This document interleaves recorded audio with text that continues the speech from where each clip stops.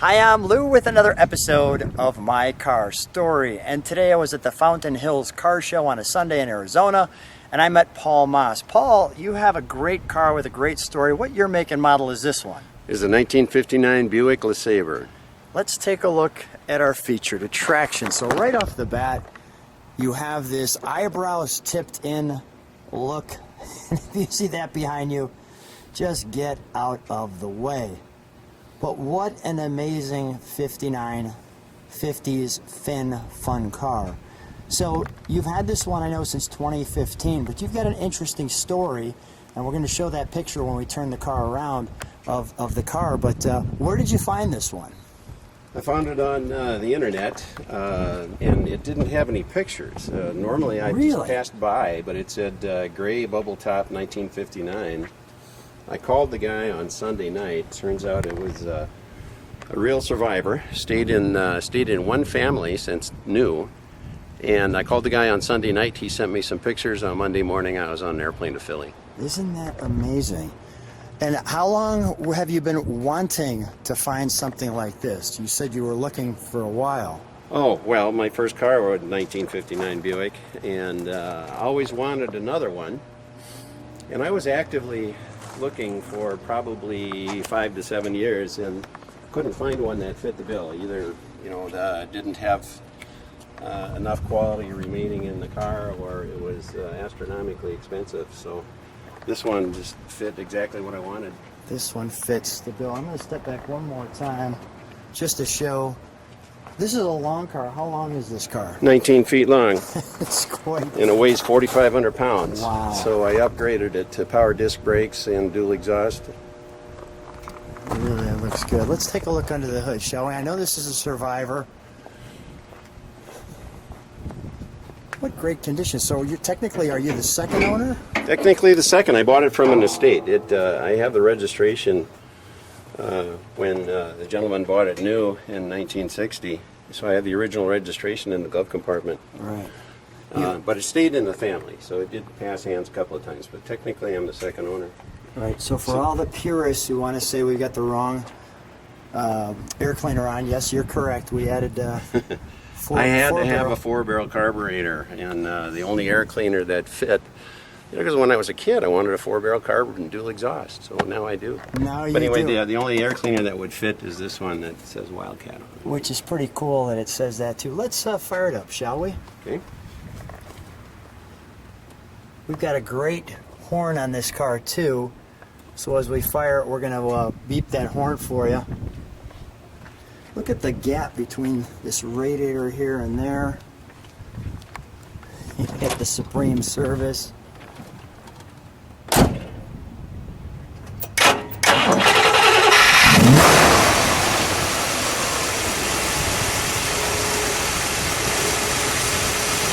Is that smooth or what? Yes. That is very smooth. Can you step on the taillights for just a minute? Since we have it in the dark there. Oh, that's great. And we've got, give it a little rev. Yeah, give it a little rev. One more time. A little body rock on that big Buick. Let me just listen to that idle.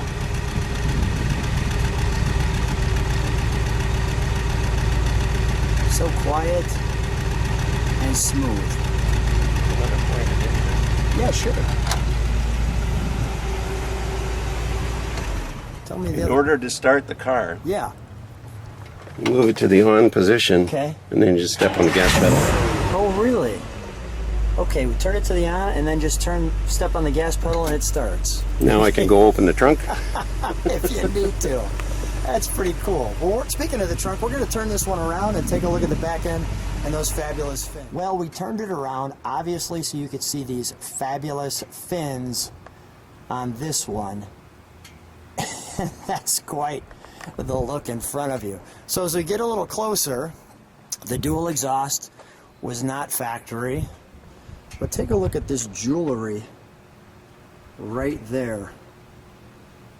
That's quite the piece of artwork. Tell me what this is. Well, that came with the car. Yeah. And I liked it so much I left it on there. I think it's a great piece, right? And then we have the Buick script here. Just a great look at those fins. Let me show you that from the quarter. And we put it in the sun so you can just enjoy that view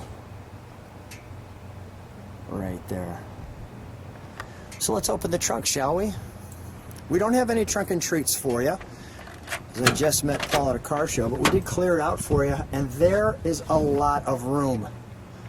A lot of room back there. So that is fantastic. You've got the sound deadener there inside, and we'll wrap that up and close that up. Is the gas filler right here? Right behind the license plate. Right there. All right, great. All right, so let's close this up. I'm going to go to the interior. May I? Please do. Can I open it? Yep. Thank you. So as we open her up, It's all original upholstery except the carpet. The carpet is new. wow, that is great, isn't it? And then my first car was also a radio delete, but if you look at the dashboard, it doesn't even have the little bumps to put the radio in there. It's called radio delete. Show me your first car too. It's on your phone if you could. That's a great piece to this story. We have the word power steering, that crest. Show me that if you would. So tell me about this car. Well, that's my Uncle Irv's car. That's my cousin Scott. He and I are the same age, and I'm 68, so that's how old that picture is. I always liked that car. When I was 15, my dad bought it from Uncle Irv, and it was my car to drive and learn on. And when I was 17, he found some beer cans in the back seat, and that's the last I ever saw the car. I saw some beer cans. So ever since then, I wanted another one. You always wanted another one, and congratulations. And you've had this one since 2015, correct? That's correct. That is great. Just great stuff right there. It's interesting they have radio delete at that time, right? Yeah. You would think that they would have a radio in this one. Well, you had to ask for it from the factory. I think that's why they called it radio delete. Yeah. And let me just show the seat. Nice bench seat. Take a look at the material, the different colors. Lots of room in the back seat. Look at this kind of bubble top like top to it.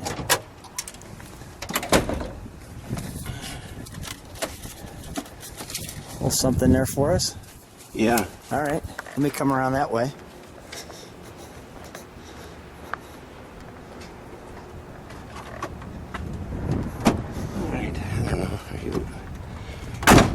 Yeah. This was in the car when I got it, but these are all the different colors that were offered in 1959. This one, Lido Lavender, that was the first car that I had. That was Uncle Irv's car. And this one is Silver Birch. And flip that over if you would. And there's the interiors. And that's the one you have here. Mm-hmm. Nice little touch of the trunketry. I just want people to see that. LeSabre Standard, LeSabre Custom, which is what you have, and the Electra. All right, we'll put that back in. Let me just show you, even the fins from this angle are pretty amazing. I think we need to take it for a ride. Excellent idea. Right. So Paul and I are driving the 59 Buick LeSabre, and you shared with us too that it has kind of this bubble top. Man, you have great vision in this car. Oh, yeah. There is nothing that you can't see on this one. What's the reaction when you're driving this? What do people do? Oh, lots of waves, lots of thumbs up. An instant flashing filmmaker? lights, yeah. Yeah. How cool is that? I drove it down from St. Paul, Minnesota to Chicago and started Route 66. Is that right? And we went all the way to Winslow and then south. And all along the way, if I ever stopped the car, she would immediately be surrounded by a bunch of guys, you know, and telling Miss Scarlett how pretty she is. There you go. Hey, I do have one question for you. So when you didn't have the pictures, all of a sudden you've seen the pictures, now you're seeing the real car. What was your feeling at that moment? Oh, well, it was all over. I mean, I just knew. I just get the checkbook because I was going to fly and get the thing. Yeah. I didn't even bargain with the guy. You know, I gave him his asking price. And they were, I think the family was pretty happy that it was going to go to this way. Yeah, we'll go straight down there. Going to the right caretaker. Yeah, you know, they didn't want but it was going to part it out or change it all up or customize it. Right. Take a look at the view that we have as we drive down the street here. Beautiful Fountain Hills. Just showing people where we're at. It cruises wonderfully. Yes, it does. It's I think they called it the $1 Million Ride. Is or that something right? Like that. Yeah. Well, it sure feels like it, and I know it definitely is a attention getter. We'll go all the way to the fountain there. We'll make a left.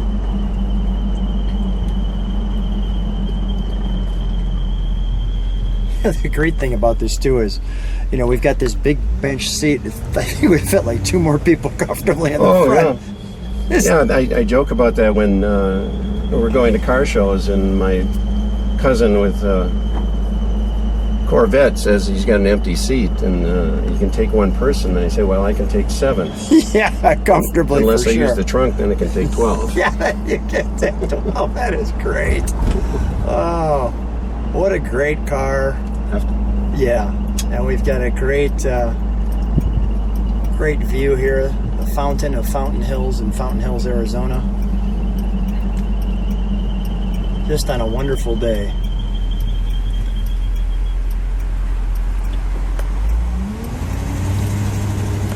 What a treat. Well, we're going to continue to cruise just a bit more, but I just wanted to say, Paul, thanks so much for coming onto the channel and trusting me to jump in and video your car right away. What a treat. Thanks for being on My Car Story. My pleasure. It's really fun to share. Thank you.